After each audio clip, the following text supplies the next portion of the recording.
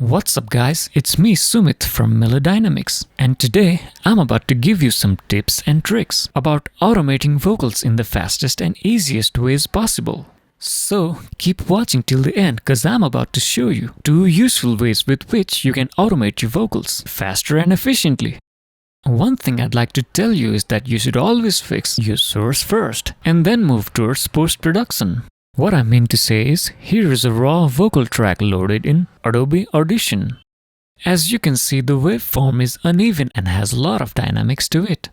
So, rather than only relying on compressors, you can even out the waveform manually first. Listen to the parts that are too loud or quiet, or some vocals might have huge gasps of breathing to them. And here's come the day when You can just manually lower them if they sound disturbing. But remember not to completely lower the volume because it might sound unnatural. After we have achieved a more balanced waveform, we can now proceed towards our main DAW, that is FL Studio. Friends, I'd like to share my thoughts regarding which DAW to use once again. I'm not the kind of person who believes, oh, you have to use this DAW because you love it. No, because I believe you should always use tools that don't limit you, or that makes your work simpler and easier. For example, I use Adobe Audition for manually editing audio files, FL Studio for music arrangement, recording and mixing, and Cubase for only recording vocals. I mean, I love FL Studio, I do almost everything in it, even for recording guitars. But for recording vocals, I kinda find it limiting sometimes. So, Cubase solves that problem for me. Anyways, back to the main topic. After I've finished manually editing the audio, this is what I do. Let me drag this vocal into the playlist, and after that, you can load this very cool plugin from Waves called Vocal Rider into any of your mixer buses. And by the way, the backstory of this song is, it's a decade-old discarded song by one of my clients. I don't know, for some reason, right after we finished recording this track, after about a month or so, that client left music for some modeling gigs and never came back. Now I don't know whether he made it or not, that is none of my business. my winter daydreams, like a sun in the sand, like water frozen as frost in the hand. So, you can hear that the vocal rider is leveling the vocals in real time when I play this. What I need to do next is click this right button. So what this does is, wherever the fader moves, it's going to record that as an automation clip. Then I'm gonna go to the record button, right click and then uncheck everything except automation option. Also, make sure to select a fresh pattern with nothing in it. And now autumn's gone, you are set to leave my winter daydreams, water on the breeze. Now the days are dark, now there is no light, no warmth to hold me, no single thing that's right. My winter daydreams? Water on the bridge? This doesn't make any sense. I mean, what the heck was that client thinking when he wrote this? Anyways, so after I've recorded the whole song, it creates a pattern. In order to turn this pattern into automation clip, go to the left-hand corner and select Edit Pattern. As you can see, this pattern, it's quite a bumpy ride. At this point, it's still a pattern, so what I'm gonna do next is click here and go to Edit, then click here that says Turn into Automation Clip. This tiny box pops up. Just select Accept. As you can see, this pattern has turned into automation clip. You can just delete this old pattern. It is not needed anymore.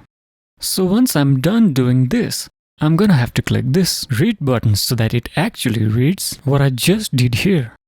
So basically, Vocal Rider saves you a lot of time spent automating, which can be a headache for most, including myself.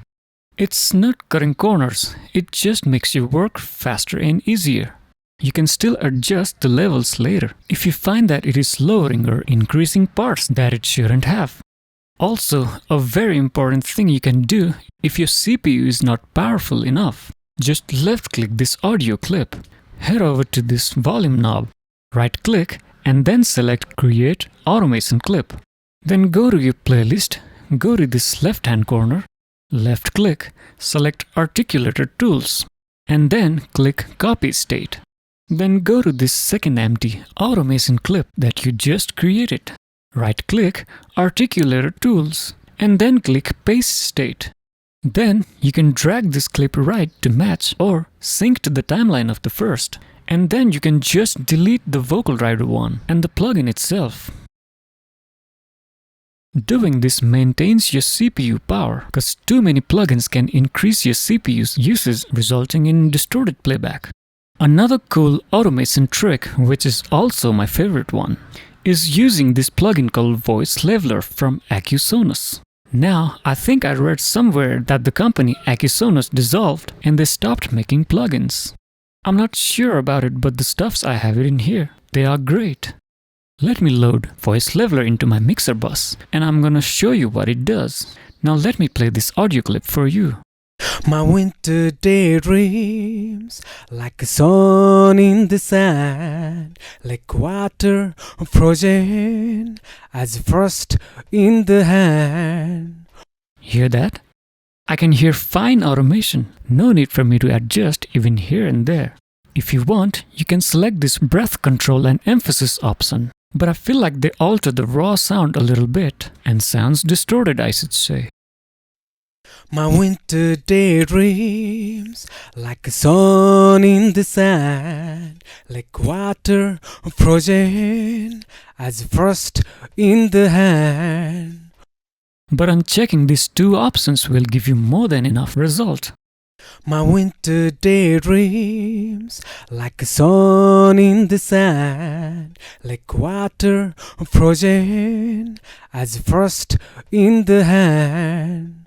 Soon's come the dark sky, and here's come the cold, and here's come the day when Personally, I prefer this over the vocal rider.